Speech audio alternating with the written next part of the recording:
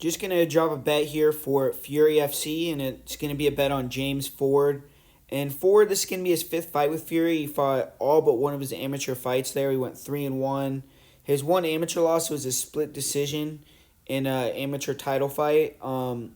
So I feel like he could arguably be undefeated.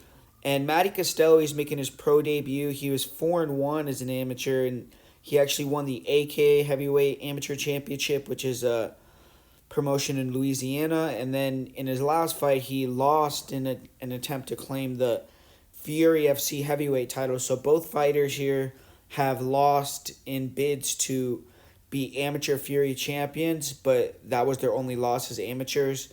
And this is going to be the first time that Costello's moving down to 205. I saw the weigh-in, and he did make the weight, so that's good, and it seems like he's in relatively good shape. Same kind of deal for Ford. Ford also used to fight at heavyweight. He wrestled at heavyweight and then dropped down to 205. So both these guys are big boys that drop down, and it's a battle of good camps. I mean, Matty Costello trains with Main Street Boxing. With James Ford, he's training with the War Training Center. He's actually the head wrestling coach there.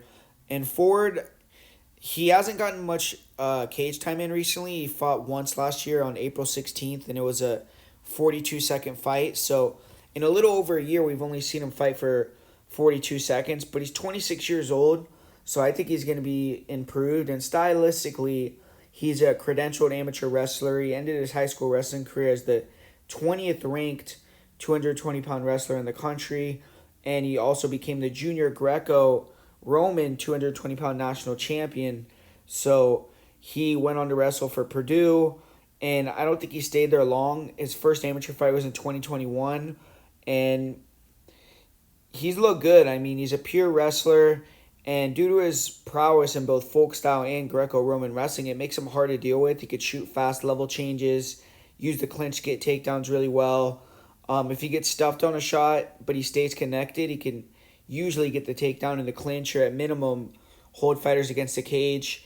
I haven't really seen Ford tested in fights where he got clipped heavy on the feet. That's going to be the next thing that I see, but I have seen him tested in terms of having to get multiple takedowns, and his cardio checks out. I've seen him hit third round suplexes at heavyweight, and War Training Center is known for having well-conditioned fighters, and he can drown guys because he just pushes a crazy pace.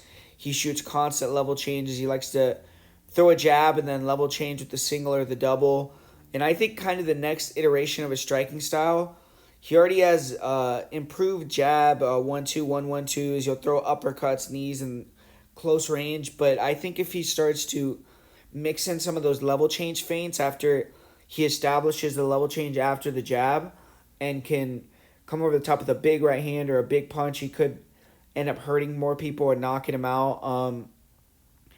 And I feel like he kind of reminds me of a Curtis Blade style fighter at this point in his career. I feel like he's getting a little bit better with his striking, more deliberate with his punches. He has speed. And when he gets on top, he's not as dangerous or big as a finisher as like someone like Blades, but he did get a standing guillotine his last fight, and his finishing ability could potentially come as he keeps getting better. So I think he's an impressive prospect. Even in fights where I saw him get put on his back, he got back up to his feet quickly.